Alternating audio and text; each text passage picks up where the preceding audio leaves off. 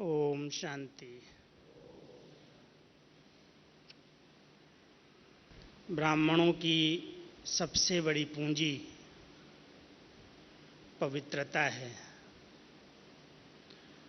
और सभी प्रश्नों में सबसे अधिक प्रश्न इसी से संबंधित थे। हम सब जानते हैं इस सृष्टि पर बाबा का अवतरण क्यों हुआ है। पतित सृष्टि को पावन बनाने के लिए, नरक को स्वर्ग बनाने के लिए, वैश्यालय को शिवालय बनाने के लिए हम सब जो भी पुरुषार्थ कर रहे हैं, भट्ठियाँ कर रहे हैं, अनेक प्रकार के नियमों की पालना कर रहे हैं, बड़ी दृढ़ता के साथ शुद्ध अन्न खाते हैं, संग की परहेज करते हैं, अमृत वेले उठते हैं, कई नियम कई कायदे दृढ़ता के साथ ब्राह्मण पालन करते हैं। उन सब के पीछे उद्देश्य क्या है? हमारी संपूर्ण पावन जीवन। इसी लक्ष्य को लेकर के हम सब बाबा के बच्चे बने हैं और सबसे बड़ा भाग्य ये है कि कुमारों के आगे ऐसा कोई बंधन नहीं है जो उन्हें पवित्रता के मार्ग पर चलने में रोक सके। उनके पास अपनी शक्ति है, आत्मविश्वास है, समझ का बल है और उसके आधार से वो अपनी ये जीवन पवित्र और योगी बनाकर चल सकते हैं, चल रहे हैं। लेकिन कोई भी योद्धा जब युद्ध के मैदान में आता है तो केवल एक तरफ से युद्ध नहीं होती। हम सब ने माया को चैलेंज की। कलयुग में जिस बात को लोगों ने असंभव कहा है, संत महात्माओं ने, बड़े बड़े ऋषियों ने भी जिस बात की पालना के लिए बहुत कुछ त्याग कर दिया, घर का त्याग किया, पत्नी का त्याग किया, अपनी कारोबार का त्याग किया कि हम पवित्र जीवन जिएंगे, बहुत संन्यास करके, मेहनत करके, सब कुछ छोड़ करके गए। फिर भी वो कहते हैं ये तो आग और कपूस वाली बात है, पवित्र जीवन जीना इतना सरल नहीं है। बाबा इस समय सृष्टि मंच पर जब अवतरित हुए तो अपने बच्चों को यही पाठ पढ़ाया, सत्य गीता का ज्ञान उच्चारण किया और इसी बात के ऊपर आप सबको पता है इस विद्यालय के अंदर अनेक प्रकार की समस्याएं आई, पेपर आए, बहुत विरोध हुए। लोग कहते थे बाबा आपका ज्ञान बड़ा ऊंचा है, लेकिन ये जो बात आप कहते हो इसको थोड़ी ढील दे दो। काम महाशत्रु, ये तो बड़ी असंभव सी बात है, कैसे हो सकता है कलयुग के अंदर। बाबा कहते थे ये मैं थोड़ी कहता हूँ, लौकिक में दादा ब्रह्मा बाबा को सब आकर के यही कहते थे कि बाबा सिर्फ इस बात में अगर ढील दे दो तो आपकी संस्था तो कितनी आगे बढ़ जाएगी। और बाबा कहते थे बच्चे इसमें ढील कहने की क्या बात है। जब नई दुनिया बनानी है, भगवान को सृष्टि पर स्वर्ग की रचना करनी है, और वो आया इसीलिए है कि सृष्टि को पावन बनाना है। तो बाबा ने इस बात में कुछ भी सहन करना पड़े, कितना सामना, कितना विरोध सहन किया, अपने ही पराये हो गए इस बात के कारण, लेकिन इसमें कोई भी प्रकार का समझौता नहीं किया, क्योंकि ये हमारे इस विद्यालय की नींव है।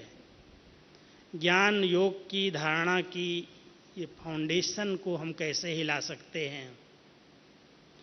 आप हम सब ने जो ये जीवन जी है, हम बाबा के बच्चे बने हैं।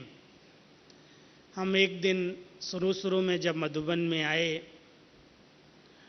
तो दीदी ने मुझसे एक प्रश्न किया था, दीदी मनमोहिनी ने, तुम ब्रह्मा कुमार हो?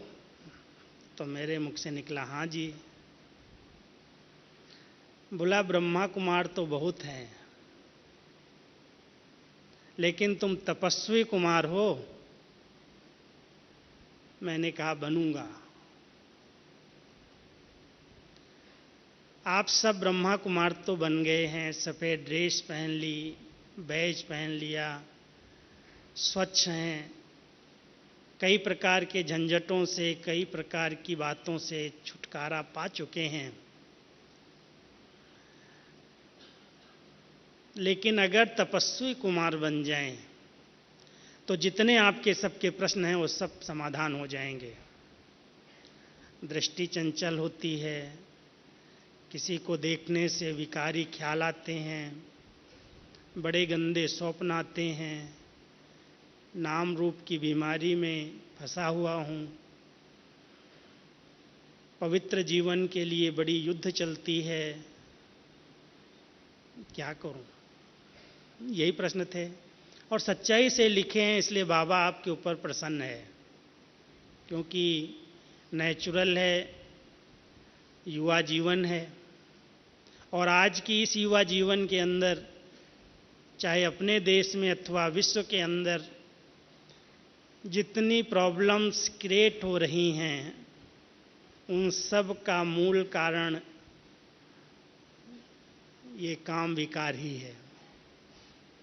चाहे वो अत्याचार हो रहे हैं, चाहे बलात्कार हो रहे हैं, चाहे हिंसाएं हो रही हैं, अपहरण हो रहे हैं, उन सब के पीछे कारण है काम महाशत्रु। इसी विकार के व्यक्ति इतने अधीन हो गया है जो अपने आप पर नियंत्रण नहीं रख पा रहा है, अनकंट्रोल हो जाता है।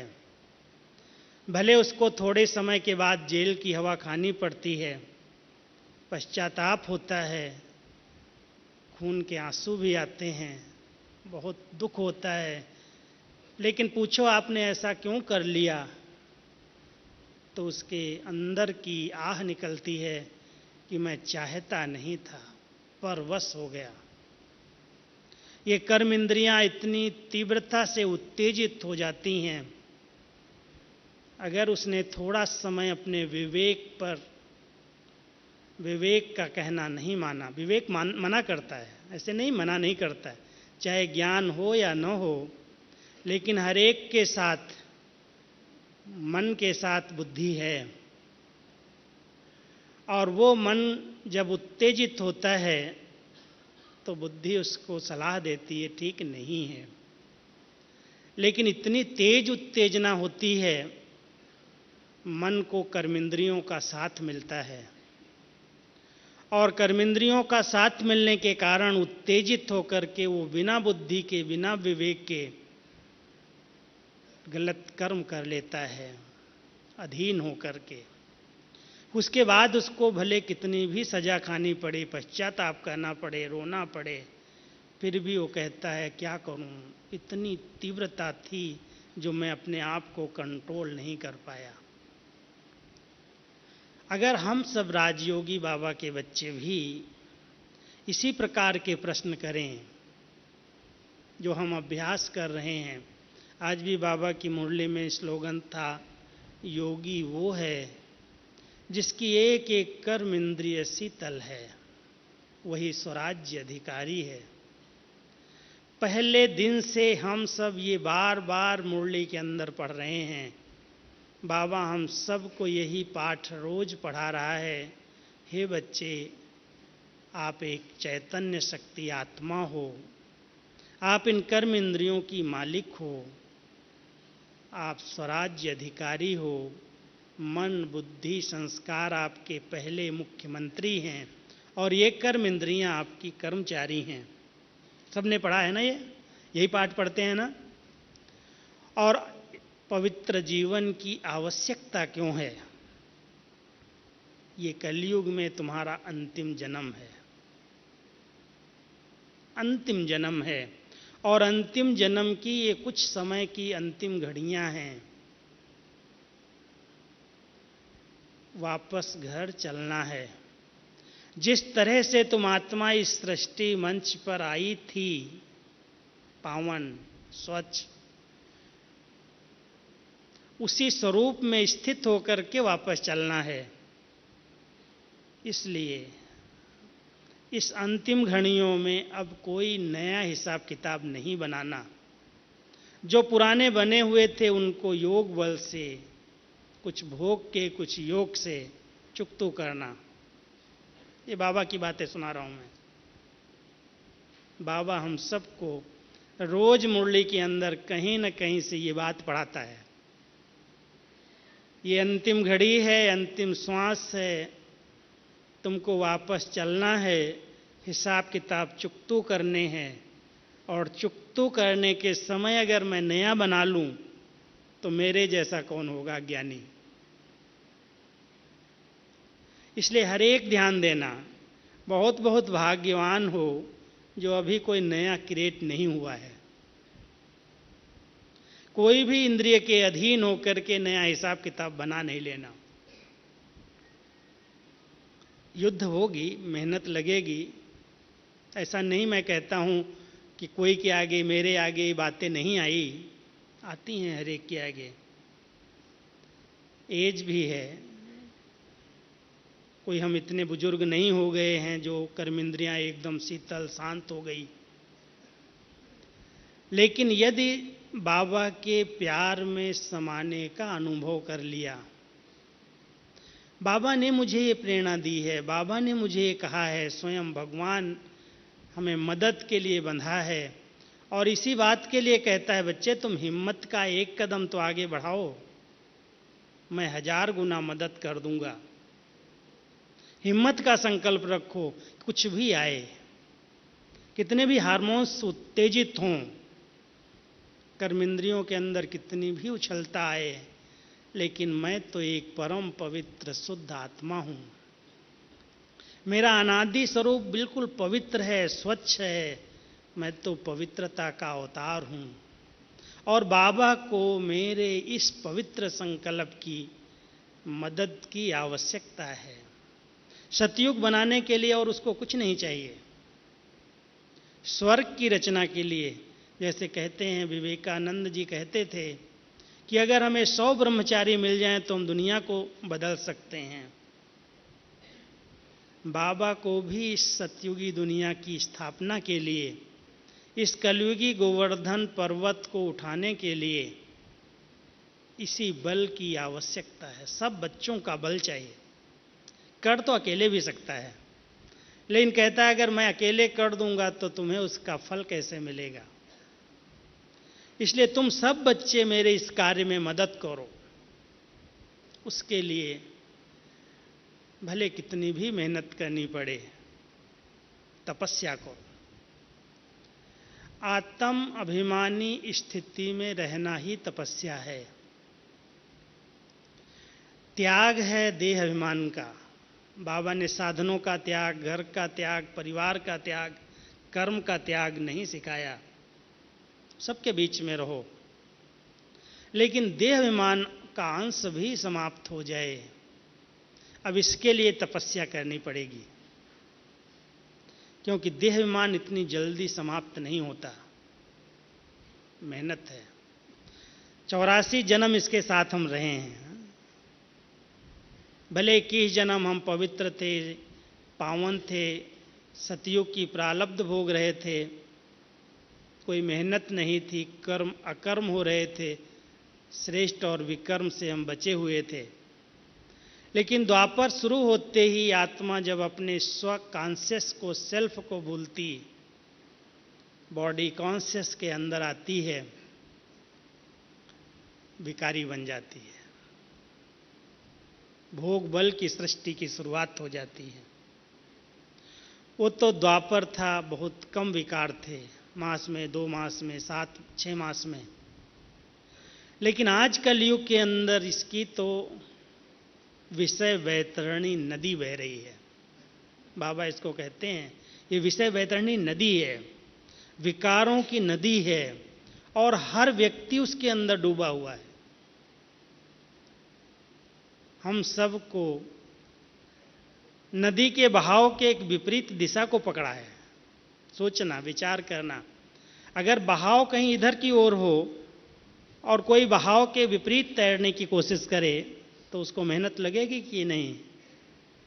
लगेगी ना, क्योंकि सारी दुनिया जिधर जा रही है, हम सब ने रास्ता ही लिया है कि हमको इधर नहीं जाना है, इधर जाना, ऊपर जाना है। लेकिन हमारा साथी बहुत समर्थ है, सर्वशक्तिमान है, इसलिए डरना और घबराना नहीं, यह असंभव नहीं है। हर ब्राह्मण आत्मा के लिए इस संगम पर यह बहुत संभव और सहज है। मेहनत के चिन्ह भी चेहरे पर ना आए, नहीं तो डॉक्टर्स कहने लगते हैं आप लोग क्यों हट करते हो, ये ब्रह्मचर्य ब्रह्मचर्य किसने तुमको सुना दिया, ये थोड़ी इस एज में पालन किया जाता है, इसी के कारण तुमको टेंशन पैदा हुआ है, इसी के कारण तुमको रोग हो गया है, इसको छोड़ दो। अगर कोई ऐसी युद्ध करते करते अपने चेहरे को उदास कर ले, बहुत सोचने लगे, बहुत विचार करने लगे, तो जरूर डिप्रेशन में चला जाएगा, और डिप्रेशन में जाएगा तो सब कहेंगे इसे तो अच्छा है तुम भाई शादी कर लेना, क्यों मेहनत कर रहा है। इसलिए बहुत सरल सहज योगी बनना है। कैसे बनेंगे? कुछ परहेज कर लो तो कोई बड़ी बात नहीं है, परहेज जरूरी है। हमारे युवा जितने कुमारों की ये कंप्लेन हमने पढ़ी देखी, उसका मूल कारण है कहीं ना कहीं लूज है, कहीं ना कहीं लीकेज जरूर है, तब ये माया बहुत परेशान करती है।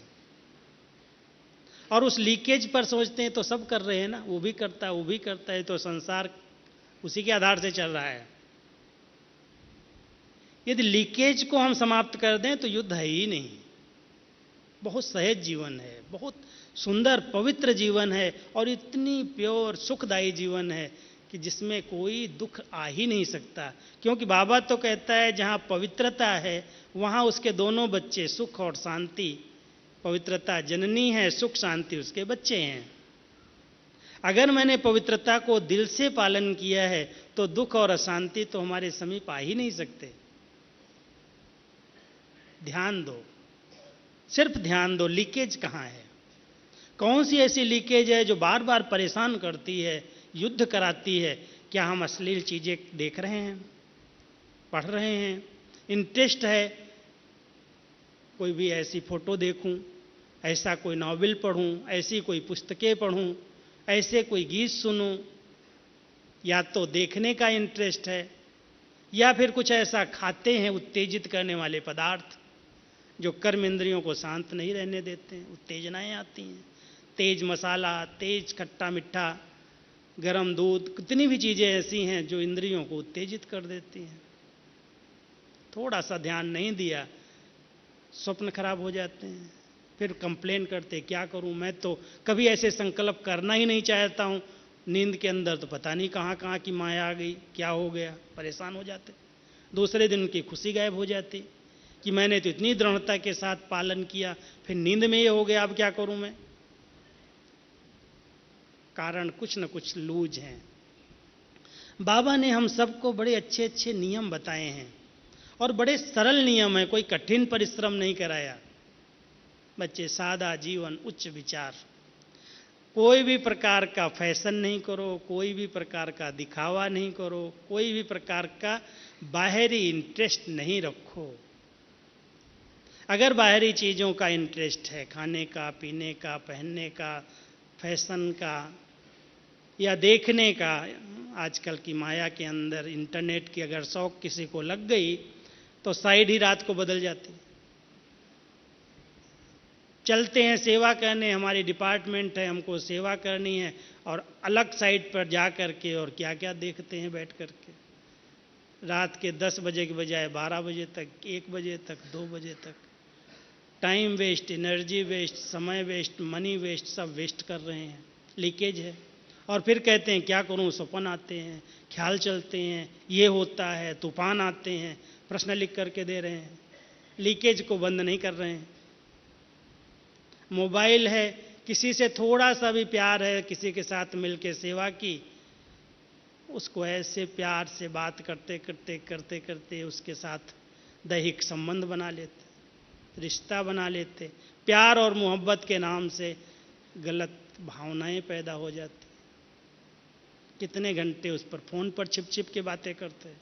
ये मोबाइल इसलिए थोड़ी आया है, ये फेसबुक इसलिए थोड़ी है जो एक दूसरे के फेस को देख करके आप प्रभावित हो जाओ। अगर इस सचमुच इस माया जाल से हमको बच के रहना है तो हमारी ये त्यागी जीवन है, तपस्वी जीवन है, ये सब इंटरेस्ट बंद होने चाहिए। सचमुच अगर कुमार जीवन में आप पवित्रता का आनंद लेना चाहते हो, सुख लेना चाहते हो, अपने अंग अंग को शीतल बनाना चाहते हो, तो कुछ संकल्प दृढ़ता के साथ पालन करो। कोई कंप्लेंट नहीं है, मेरी दृष्टि खराब होती है, मैं बहनों को देखता हूँ मेरे साथ ये होता है, वो होता है, वो लूज रहती है, वो ड्रेस ठीक नहीं पहनती, वो कुछ भी कर रहे हो, दुनिया तो ही भिखारी, लोग तो ही ऐसे, उनका नाच ही ऐसा है, हम उनके पीछे क्यों जाएं। वो कुछ भी कर रहे हों, लेकिन हम तो एक त्यागी, तपस्वी, ब्रह्मचारी, बाबा के पक्के योगी बच्चे हैं। हम बच्चे ऐसा कोई दृश्य क्यों देखें। बाबा कहता बच्चे दुनिया मरी पड़ी, इसको देखते भी नहीं देखो, ये सब मुर्दे हैं। बाबा के शब्द याद करो, ये सब मुर्दे हैं, मुर्दों से क्या यारी, क्या मुर्दों से प्यार करना। शरीर को बाबा ने क्या कहा, कल कहा ये तो लोथ है मिट्टी का, आत्मा अगर इससे निकल जाती है, कितना सुंदर हो, कितना रूपवान हो, कितना गुणवान हो, कितना आपका प्यारा हो, आप एक दिन भी रख के अपने पास बैठ जाओ, बैठोगे। जिस चमड़ी से हम प्यार कर रहे हैं उस चमड़ी की वैल्यू क्या है। लेकिन एक व्यक्ति इस बात को रियलाइज नहीं कर पा रहा है, महसूस नहीं कर पा रहा है, इसलिए वो युद्ध करता, परेशान होता और अनेक प्रकार के प्रश्नों के उलझन में उलझ रहा है। मैं आप सब बाबा के पवित्र योगी बच्चों से केवल ये रिक्वेस्ट करने आया हूं, कोई भी प्रकार की ऐसी आदत हो जिसमें साधारणता हो, लौकिकता हो, उस लौकिकता को अलौकिकता में परिवर्तित कर दो। हंसना, बोलना, बैठना, खाना, छिप करके बातें करना, बहुत सारी ऐसी बातें हैं, क्या बताऊं मैं आपको। आप कहेंगे आपको क्या पता है, आप तो हेडक्वार्टर में बैठे हो। लेकिन सारे संसार का समाचार दादियों के पास आता है और उत्तर देने का सेवा मुझे करनी पड़ती है। इसलिए मुझे पता चलता है कहाँ क्या हो रहा है, किस सेंटर पर क्या हो रहा है। मैं बताता नहीं हूँ क्योंकि बाबा ने मुझे सीक्रेट रखा है, मुझे क्यों बताना किसी की कहानी को। लेकिन जितनी लीकेज है, जितना व्यर्थ का वातावरण है, जितने विघ्न हैं, अगर सचमुच उसकी गहराई में हम जाएं तो यही सबसे बड़ा विघ्न है, यज्ञ के अंदर कोई विघ्न ही नहीं है। यदि सचमुच हम सब पवित्र कुमार कुमारियां, सब पवित्र बाबा के बच्चे अपनी संपूर्ण धारणा को दृढ़ता के साथ अपना लें तो आज ये यज्ञ एकदम प्रत्यक्ष हो जाएगा, बाबा एकदम उसका नाम बाला हो जाएगा। लेकिन लीकेज पर ध्यान नहीं है। हम सब अपने लीकेज को बहुत महीनता से चेक करें, देखें। वैसे लीकेज का जल्दी पता नहीं चलता है, बहुत मशीनें लगाई जाती, खोज की जाती है। आप देखा होगा हमारे ज्ञान सरोवर में 3 डैम बनाए गए, हर साल उसमें पानी आता है और लीक हो जाता है। कितनी मेहनत, कितना खर्चा किया गया, कि भाई इसका पानी सेफ रखा जाए, काम आएगा समय पर। जितना भी करो वो कहीं ना कहीं से दरार पड़ी हुई होगी, कभी भूकंप आया होगा, अंदर की दरार को परख नहीं पाते, ऊपर से सीमेंट लगाते रहते, पानी भरता और बह जाता। ऐसे ही हम भी कर रहे हैं। कोई ना कोई ऐसी दरार है पिछले कर्मों की, पिछले जन्मों की, पिछले हिसाब किताब की। ऊपर से ज्ञान रतन आ रहा है, योग लगा रहे हैं, मेहनत कर रहे हैं, सब शक्तियां आ रही हैं और बह के खत्म हो रही हैं। हम सब ध्यान दें। बहुत सूक्ष्म लीकेज को चेक करने के लिए एकांतवासी बनने की जरूरत है। कुछ समय के लिए एकांत में चले जाओ, बाह्य मुक्ता को अंतर्मुक्ता में परिवर्तित करो। जितने रस हैं बाह्य मुक्ता के हैं, देखना, सुनना, खाना, घूमना, पहनना, बोलना, कहीं पर भी व्यक्त और व्यर्थ ये दो चीजें अधिक मात्रा में हैं तो वहां पर अनेक विघ्न हैं और पवित्रता का खंडन हो रहा है। व्यक्त और व्यर्थ एक प्रतिज्ञा के रूप में कि मैं इस भट्ठी से व्यक्त और व्यर्थ को छोड़ के जाऊं। व्यक्त वातावरण, व्यक्त बातों में मैं नहीं आऊंगा, कुछ भी हो जाए।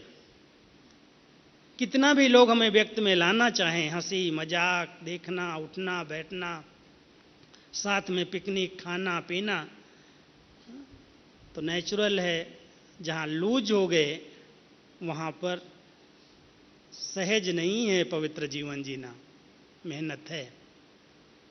और अगर टाइट हैं, बिल्कुल हैं, मर्यादित हैं, परिवार है, परिवार में अगर भाई बहन साथ में रहते हैं तो ऐसा थोड़ी है इतने बंधन होते हैं, बड़े प्यार से रहते हैं, लेकिन कभी दृष्टि चंचल नहीं होती, कभी अपनी बहन के ऊपर किसी की विकारी दृष्टि नहीं जाती।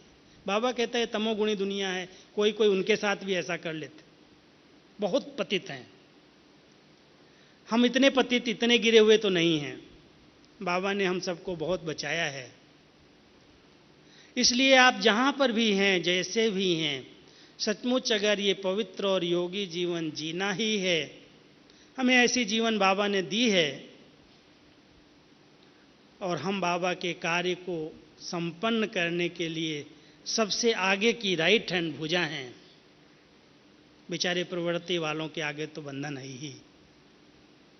भले दोनों ज्ञान में चलते हों, फिर भी कहीं ना कहीं माया प्रवेश कर सकती है। उनके पास चांस हैं, हम लोगों के पास क्या चांस है? तूफान मान लो 5 मिनट, 2 मिनट, 3 मिनट आया भी, बाबा को याद किया, शक्ति ली, चेंज हो जाएंगे। उनके आगे तूफान आ गया तो फेल हो जाएंगे। इसलिए ध्यान देना कि बाबा ने आप हम सबको बहुत बचाया है। शुक्रिया बाबा आपका, जो कोई आगे पीछे कोई बंधन नहीं, कोई लफड़ा नहीं, सेवा की मस्त। 2 रोटी बाबा खिलाएगा, प्यार से खाया, नहीं कोई बनाने वाला, अपने हाथ से बनाया और खाया, उसमें योग के वाइब्रेशन भर दिया, शुद्ध अन्न खा लिया, मन शुद्ध हो जाएगा। आजकल इतने अच्छे अच्छे साधन हैं। कल प्रश्न भाई पूछ रहे थे, मैं इतना बिजी रहता हूं। कितना भी बिजी रहो, आप स्नान करने जाते हो, आधा घंटा आपको अगर स्नान के लिए चाहिए, आधा घंटे में आपका भोजन तैयार हो सकता है। आप ऐसे कुकर निकले हैं, ऑटोमेटिक कुकर निकले हैं, आप रख दो उसके अंदर दाल चावल, आप खिचड़ी बना के खा लो, आप कोई साधन बना के, जो चाहिए आजकल सहज हैं। ऐसे ऐसे इलेक्ट्रॉनिक साधन हैं, कोई मेहनत नहीं है भोजन बनाने में। अपने लिए और दूसरे पर अधीन हो जाएं, पराधीन हो जाएं कि बहनें हमें भोजन खिलाएं, सेंटर से भोजन मिल जाए, इधर से मिल जाए, उधर से मिल जाए, क्यों किसी पर अधीन हो? अगर आप सचमुच योगी, पवित्र, बहुत निर्मल जीवन जीना चाहते हो तो इस पराधीनता के अधीन हम क्यों हो जाएं? क्यों हम पराधीन बने? 2 रोटी बनाओ, खाओ। अगर रोटी बनाना नहीं आता, खिचड़ी बना के खा लो, जो बनाना सहज लगे खा लो। अपने हाथ का बनाया हुआ बड़ा मीठा लगता है। जब हम पढ़ाई करते थे ना, 2 साल तक हम किसी के हाथ का खाया नहीं, बहुत पक्के, और कोई नियम पता नहीं था, लेकिन भोजन का जरूर पता था। कभी किसी के हाथ का नहीं खाया, अपने हाथ से बनाया खाया। बाबा ने सब कुछ सिखाया और आज तक भी इस पर डिपेंड नहीं है। अपने आप बना के खा सकते हैं। इसलिए आप कहीं पर भी रहो, अगर अन्न की परहेज कर लिया, संग की परहेज कर लिया, पढ़ाई की परहेज कर लिया और अमृत वेले पर संपूर्ण ध्यान दिया, तो योग ही एक ऐसी शक्ति है जो आपकी हर कर्मेंद्रिय को शीतल बना देगी। मैं आपको नंबरवार 6-7 बातें बताता हूं जो आपको पवित्रता में बहुत सहज अनुभव होगा। कोई तूफान आएंगे ही नहीं। मैंने एक नियम बना के रखे हैं। एक तो सदा ध्यान रखता हूं मैं बिजी रहूं, तन भी थके। जैसे कल दीदी कह रही थी कि कई कहते हैं नींद नहीं आती है, नींद नहीं आएगी तो क्या करेंगे, इधर के सपन, इधर के विचार, उन्हीं में उलझे रहेंगे, नींद कैसे आएगी। जितना हो सके दिन में भी कम से कम रेस्ट, जरूरी कोई को है तो करो, नहीं तो रेस्ट नहीं करनी है। शरीर को, तन को और मन को बिजी रख करके अपने मन को बहुत शुद्ध बनाया जा सकता है। पढ़ाई करो, मुरलियाँ पढ़ो, क्लासेज पढ़ो, किताबें ज्ञान की हैं उनको पढ़ो, अच्छा अच्छा चिंतन दो, अच्छा अच्छा भोजन दो। जितना आप लिखेंगे, पढ़ेंगे, आदत डाल लेंगे, उतना व्यर्थ के इधर उधर के विचार नहीं आएंगे। लेकिन ये किताब पढ़ लूँ, वो देखूँ, टीवी देखूँ, सीरियल देखूँ, उसमें इंटरेस्ट चला गया, तो आज ज्ञान के साथ साथ उसके अंदर सब कुछ है जो हमारे विचारों को मैला करने वाला है। इसलिए हमें वो चीज़ें जो हमारे विचारों को दूषित करती हैं वो मुझे नहीं देखनी है। तो ध्यान है पहला ध्यान। मैं जितना समय हो सके अपने मस्तक मणि आत्मा को देखने का अभ्यास करूं। मैं मालिक हूं, मैं इन कर्मेंद्रियों की राजा हूं, मन और बुद्धि मेरे हैं, मेरे बिना कुछ भी नहीं सोच सकते। भ्रकुटी आसन पर बैठ करके कुछ समय अपनी दरबार लगाओ। ज्ञान इंद्रिय, कर्म इंद्रिय और सूक्ष्म इंद्रिय। सूक्ष्म में मन बुद्धि संस्कार हैं, ज्ञान इंद्रिय के अंदर आंख, नाक, मुख, कान, त्वचा ज्ञान इंद्रिय हैं, और कर्म इंद्रियां तो आप जानते हैं जो स्थूल में काम कर रही हैं। अगर इन पर हमारा कंट्रोल आ जाए, उसके लिए अभ्यास है। मैं मस्तक में मस्तक मणि आत्मा चमक रही हूं। जो सामने आए कुछ समय के लिए पहले ध्यान जाए, ये मस्तक मणि में चमकती हुई आत्मा है, ये हीरा है। शरीर रूपी सांप को मैं क्यों देखूं? अगर भ्रकुटी में बैठी हुई मणि को देखने का अभ्यास कर लेंगे तो सहज हो जाएगा। कोई के शरीर पर ध्यान नहीं जाएगा, इसका ऐसा शरीर है, इसका ऐसा शरीर है। एक व्रत बाबा ने दिया है, एक व्रता, एक बाबा दूसरा न कोई। मैं सब संबंधों का रस एक बाबा से लूं। संगम पर मेरा भाग्य है जो भगवान सर्व संबंधों से अपना बना है। बाप, टीचर, सतगुरु, ये तीन मुख्य संबंध एक के साथ हैं। और उसके बाद जो जिसको आवश्यकता है, सखा भी है, स्वामी भी है, बंधु भी है, साजन भी है, सजनी भी बन जाता है, साथी भी बन जाता है। जिस स्वरूप से बच्चे के रूप में, साजन के रूप में, सजनी के रूप में, फ्रेंड के रूप में, बाबा कहता है मैं तो गोल गोल बिंदु हूं, जैसा चाहिए मुझे घुमा लो, मैं बन जाता हूं। लेकिन सच्चे दिल से मुझे याद करोगे तो मैं साथ निभाऊंगा। एक वृत्ता बन के रहो। एक बाबा पर अगर सचमुच आधारित हो गए, बाबा आपको कहीं ना कहीं से मदद के लिए बंध जाएगा। कुमारों का एक जगह संगठन मैंने देखा, मैं जब भारत के कोने कोने में जाता हूं, एक जगह का करीब 12-15 कुमारों का संगठन था। एक कुमार का चलते चलते बहुत सेवा करता था, सेंटर की समर्पित थी, जैसे नौकरी भी थी, लेकिन ऐसी सेवाधारी था बेचारा, सारा दिन रात जो बहने कहे हाँ जी हाँ जी हाँ जी। अचानक एक दिन स्कूटर से जा रहा था, उसका एक्सीडेंट हो गया, स्कूटर से गिर गया, पैर टूट गया, फ्रैक्चर हो गया। परिवार को कभी पूछा ही नहीं था, कभी उसके पास गया ही नहीं था, अब किसको बताएगा। उन कुमारों को पता चला मेरे एक भाई का ऐसे ऐसे एक्सीडेंट हुआ है, फटाफट पहुंच गए, उठाया, डॉक्टर्स की सेवा की, उसका इलाज करवाया। और इलाज करा के जब तक वो अपने फिर से पांव पर नहीं खड़ा हुआ, तब तक अपने साथ रख करके खिलाया, पिलाया, सेवा की। कोई भी बहनों से और कोई भी लौकिक को पता नहीं चलने दिया। आधारित हम तब होते हैं जब हम अपने कोई संगठन से दूर चले जाते हैं। हम समय पर साथ देंगे तो हमको भी सब समय पर साथ देंगे। समय हर एक के आगे आता है, देखेंगे, भोगेगा अपने आप। अभी तक तो कोई को पूछा ही नहीं था। किसी भी प्रकार का इस प्रकार का संगठन में संकल्प नहीं करो। कोई के आगे कोई प्रॉब्लम आई है, हम हैं, ख्याल नहीं करो। खाना बना के देना है, उसको कोई भी प्रकार का तन से, मन से, धन से सहयोग की जरूरत है। अगर हम आपस में कर लें तो बहनों की, क्योंकि बहनों की संस्था है, और अगर वो भाइयों पर कोई विशेष ध्यान देती हैं, किसी की विशेष खातिरी कर देती हैं, भोजन खिला देती हैं, पूछ लेती हैं, तो फौरन 10 लोग उंगली उठा देते हैं, ये बहन इसके साथ क्या फंस गई क्या। उसके लिए बहुत बंधन है, उनके लिए यहाँ के बहुत सारे कड़े कायदे हैं, डायरेक्शन हैं। इसलिए हम क्यों बहनों पर डिपेंड हों। वो अपनी जीवन जी रहे हैं, हम अपनी जीवन जिएं। और हम अपने संगठन को अगर मजबूत बनाएंगे, समय पर कोई भी बात आएगी, हमें सब परिवार वाले, ईश्वरीय परिवार जहाँ हैं, वहाँ पर कोई तकलीफ कुमारों को है ही नहीं। खाने की, पहनने की, सेवा की जब जरूरत है, आवश्यकता पूरी हो जाती है। लेकिन ध्यान ये रखना कि परिवार के अंदर एक दूसरे को दिल से रिस्पेक्ट देने वाले को साथ और सहयोग मिलता है। कटाक्ष करना, टोंट करना, उल्टा सुल्टा व्यवहार करना, बोलचाल की भाषा रफ रखना, उसको सब किनारा कर देते। ध्यान रखेंगे कि हमारी ये बहुत ऊंची धारणाएं हैं। हम दूसरों को सम्मान देंगे, हमें अपने आप देंगे। हम दूसरों को समय पर साथ देंगे, वो अपने आप देंगे। मांगने की जरूरत नहीं है, करके देख लो, अपने आप सब सहयोगी बन जाएंगे। कभी भी कोई लौकिक की याद नहीं आएगी। इसलिए एक व्रतता बन करके अलौकिक परिवार की ऐसे साथ लेना और समय पर उनकी मदद करके खुद मददगार बना लेना।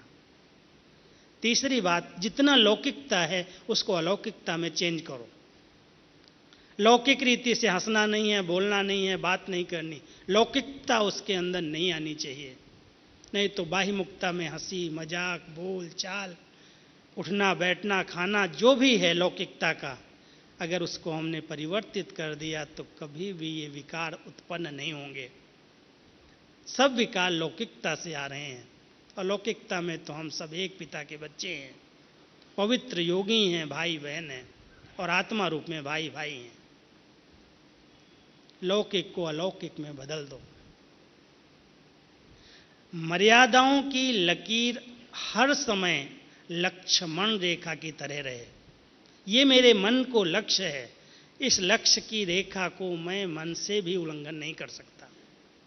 हर एक ब्राह्मण, हर एक बाबा का बच्चा अपने मन के आगे कुछ लक्ष्य बना ले। ये मेरे लिए मर्यादाएं ईश्वरीय नियम रेखा के रूप में हैं, इनका उल्लंघन नहीं करना मुझे।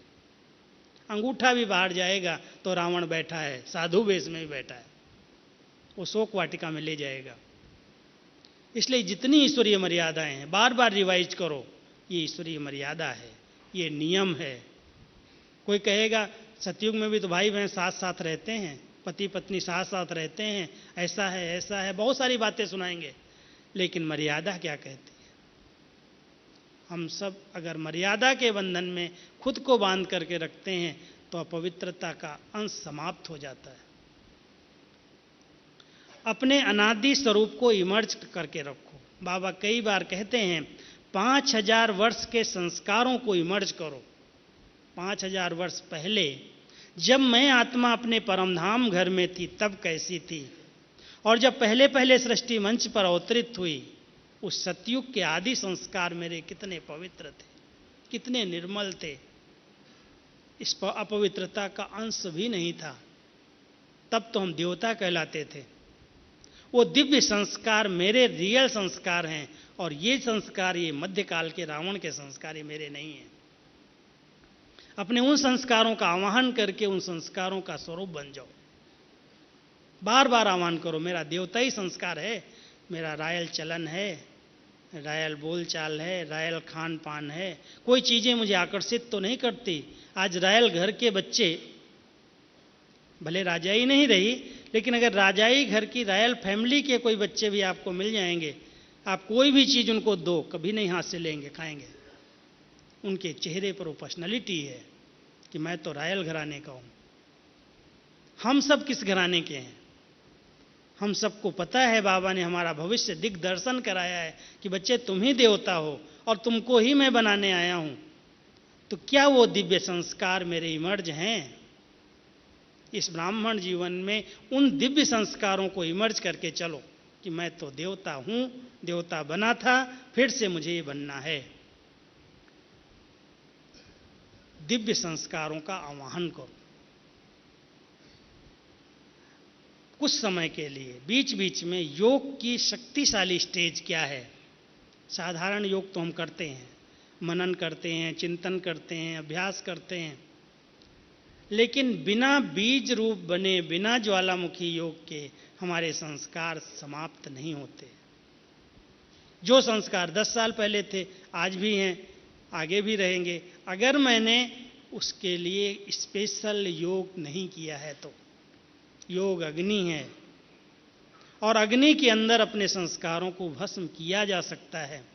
लेकिन अगर मेरा योग केवल साधारण है, मनन कर रहे हैं, चिंतन कर रहे हैं, भाग्य का अनुभव कर रहे हैं, रोज मुरली सुन रहे हैं, योग कर रहे हैं, लेकिन संस्कार नहीं परिवर्तित होते, माना कि योग पर इतना अटेंशन नहीं है कि मैं 1 घंटा, आधा घंटा भी उस पावरफुल रूप में, एक बाबा दूसरा न कोई, पवित्रता का अवतार बन करके बैठूं। जहां योग बल है वहां पवित्रता का बल साथ साथ है। आत्मा अपने आप सब मैल उसकी निकल जाएगी। जैसे तेज आग के अंदर सोना डाल दो, तेज आग के अंदर लोहा डाल दो, पानी जैसा हो जाए, पिघल जाएगा। सोना डाल दो, उसके अंदर जितनी अलाय होगी अलग हो जाएगी, प्योर हो जाएगा। योग ऐसी अग्नि है, कोई भी प्रकार की मिक्स देहमान वाली खाद वो अपने आप भस्म हो जाएगी, परिवर्तित हो जाएगी, बहुत निर्मल बन जाएंगी, निशानी दिखाई देगी। अगर सचमुच मैं योगी हूं ना, तो मेरा चिड़चिड़ापन, मेरी उत्तेजनाएं, मेरी कर्म इंद्रियां अपने आप शीतल सरल, व्यवहार इतना मधुर हो जाएगा, सब अपने लगेंगे। हम तो दादियों को समीप से देखते हैं ना, ऐसी प्यारी लगती हैं, इतना निर्मल लगती हैं, जैसे इनके अंदर कोई दोष नहीं रहा, बिल्कुल निर्दोष, प्योर, स्वच्छ दिखाई देती। दादी, अभी गुलजार दादी का चेहरा देखो, जानकी दादी का देखो। हमने प्रकाशमणि दादी के साथ बैठ करके कितने कितने घंटे काम किया होगा। जितने पत्र आते थे दादी के पास मैं ले जाता था, अकेले में, हम और दादी, कोई दूसरा नहीं। सब सुनाते थे, दादी से लिखवाते थे, बुलवाते थे। इतनी निर्मल, इतनी निर्दोष, कोई के प्रति ईर्ष्या नहीं, द्वेष नहीं, घृणा नहीं, कोई के प्रति वैर नहीं, सब बाबा के बच्चे आगे बढ़े, सबका कल्याण हो, सबका भला हो। कैसे बनाया ऐसी स्थिति? बिल्कुल निर्मल बन गई, पवित्र बन गई, अस्वच्छता निकल गई अंदर से, सब गुण आ जाएंगे इस योग से। अपने आप लगेगा हम तो बहुत पवित्र आत्मा है। साथ साथ स्वमान का रोज अभ्यास करो, नया नया स्वमान लेकर के। अपने स्वमान में स्थित है, मैं आत्मा परम पवित्र हूँ, मैं विजयी रतन हूँ, मैं विघ्न विनाशक हूँ, मैं मास्टर सर्वशक्तिमान हूँ। रोज नए नए स्वमान लेकर के। एक बार मैंने लिस्ट निकाल के भेजी थी सेंटर्स पर, 365 स्वमान की। अव्यक्त मुरली पढ़ो, ढेर सारे स्वमान आपको रोज मिल जाएंगे, नया नया मिलेगा।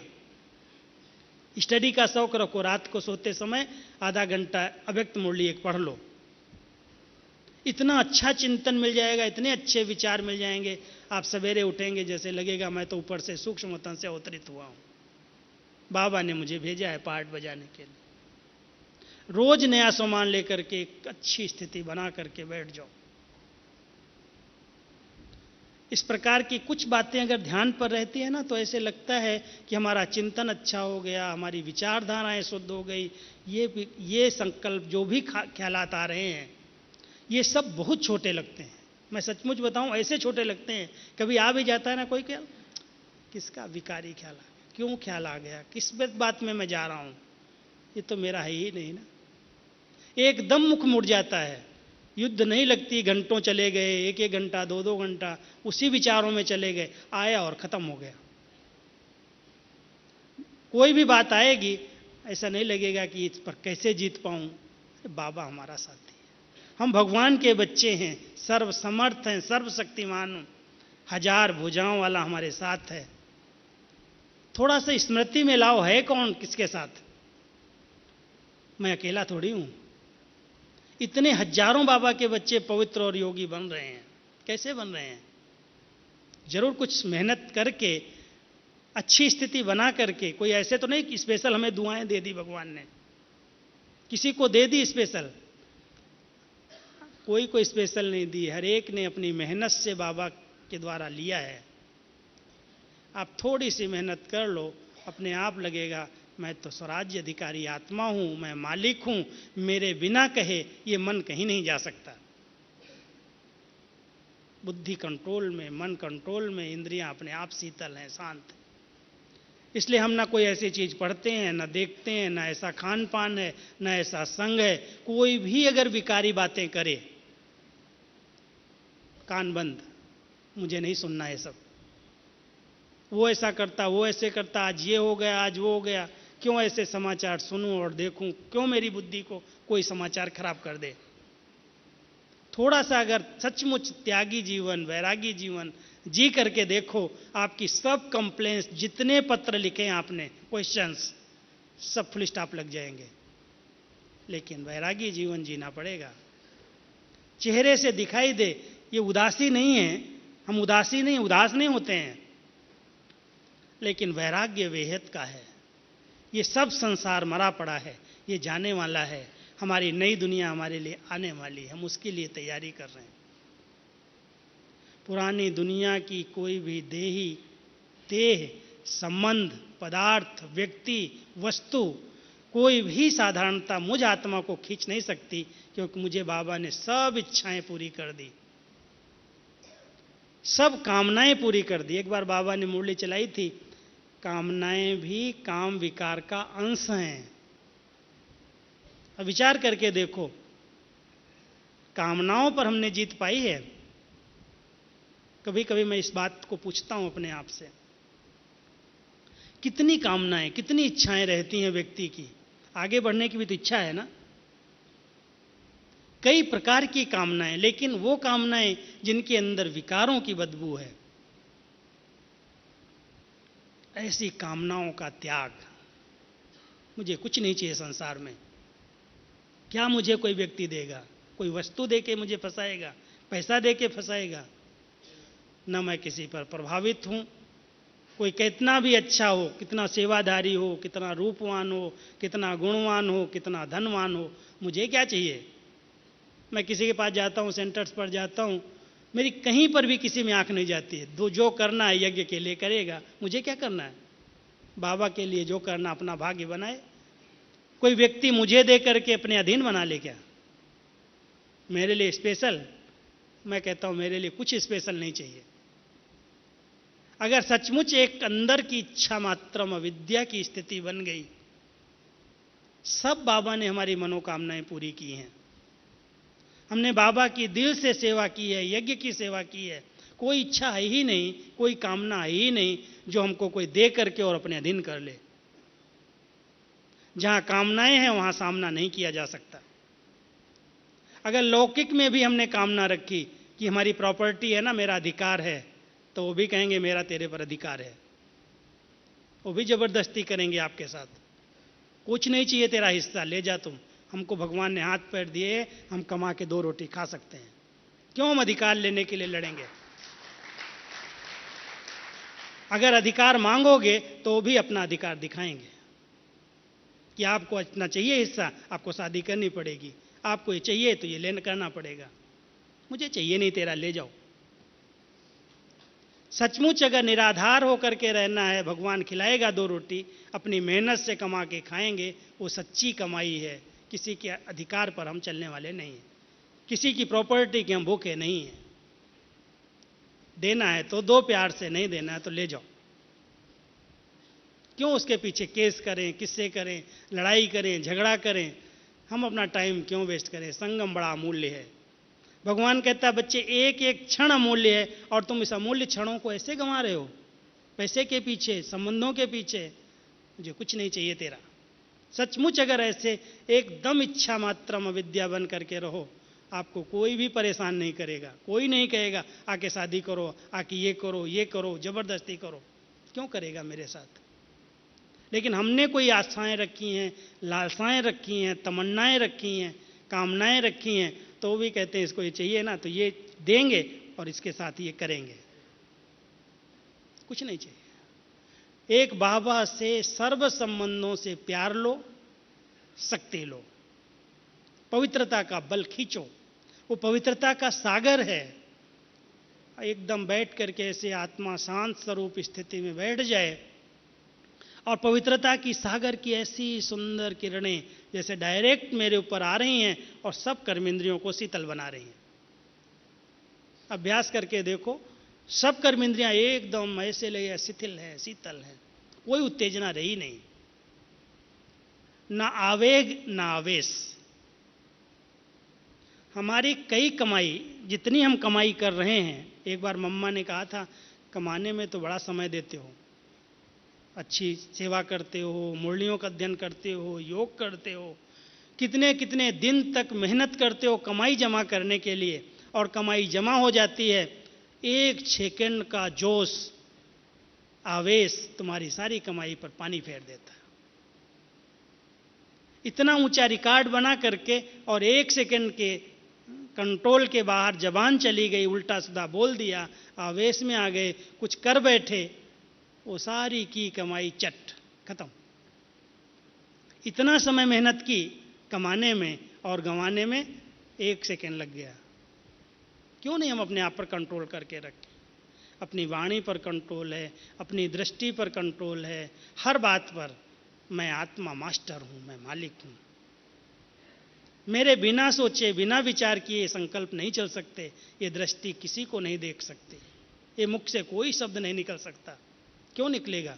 कोई कुछ भी उल्टा सीधा कर रहा हो, मेरी डिपार्टमेंट में भी होता है ऐसा, लेकिन आज तक मेरे रिकॉर्ड के अंदर है कि मेरे मुख से एक शब्द भी कभी भी जोश में कोई गलत शब्द नहीं निकला हो।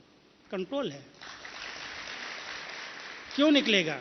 हर एक आत्मा का अपना पार्ट है, हर एक आत्मा का अपना संस्कार है, वो भी अपना पुरुषार्थ कर रहा है, मैं भी अपना पुरुषार्थ कर रहा हूं। अगर उसका नेगेटिव संस्कार नहीं चेंज हो जाता तो मेरा पॉजिटिव संस्कार उसके नेगेटिव संस्कार पर क्यों चेंज हो जाए? कभी भी जोश नहीं दिखाता। आज तक भी मेरा रिकॉर्ड नहीं है कि मैंने किसी पर जोश में आकर के एक शब्द भी बोल दिया हो। गलतियां होती हैं, सबसे होती, कर रहे हैं, हो जाती हैं। बहुत सरलता से, बहुत मधुरता से ध्यान रख करके कि बाबा ने मुझे अगर तपस्वी बनाया है, मुझे टाइटल दिया है, तो तपस्या की निशानी मेरी चलन और चेहरे से दिखाई देनी चाहिए। मेरे कोई संस्कार इतने प्रबल ना हो जो बाबा का नाम खराब हो जाए।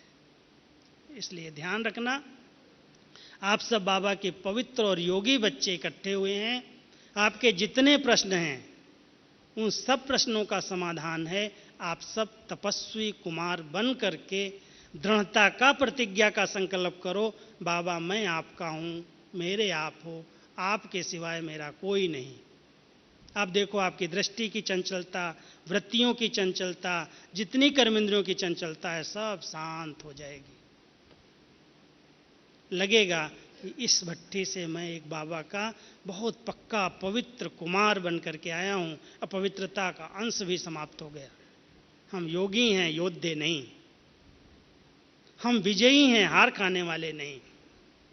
माया जीत बन करके, विजयी बन करके, कितनी भी विकराल माया हो, लेकिन हमारे लिए वो कागज का शेर है।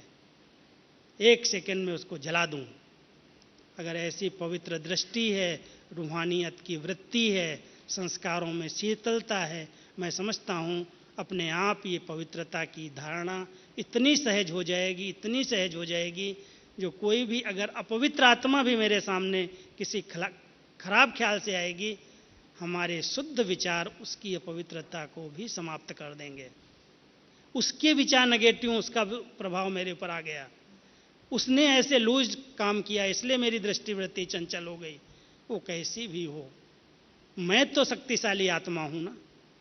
मैं अपनी शक्तिशाली स्वरूप में रह करके उसको पवित्र दृष्टि से, शुभ भावना से उसकी कमियों को भी समाप्त करने में मदद करूं, उसकी कमियों के मैं अधीन न हो जाऊं। सदा ध्यान रखना, मैं एक शक्तिशाली आत्मा, मास्टर सर्वशक्तिमान हूं। भगवान हमारा साथी है, वो हमारे साथ साथ हजार भुजाओं से ऊपर छत्र छाया बन करके है। इसलिए मेरे को डरना नहीं है, घबराना नहीं है और कभी भी हार नहीं खानी है। ठीक है? ऐसे विजयी बन के जाएंगे ना सभी? पक्के? सच? पक्के कुमार बन करके बाबा को प्रत्यक्ष करने की बागडोर अपने हाथ में ले लो। बाबा हम अपने आप को प्रत्यक्ष करके दिखाएंगे। तो बहुत बड़ी शक्ति सेना है। बहुत शक्ति माना ये नहीं है कि बहने की सेना है, शिव शक्ति पांडव सेना। शिव बाबा की शक्ति हमारे साथ है, हम उसके पांडव हैं और पांडवपति के साथ कंबाइंड हैं। इस स्मृति से हम सब विजयी बाबा के बच्चे बन करके अपनी धारणाएं ऊंचे से ऊंची रख करके दिखाएंगे और कोई भी प्रश्न लेकर के यहाँ से नहीं जाना। ठीक है? सब प्रसन्नचित है ना? सब प्रसन्नचित? ओके, ओम शांति।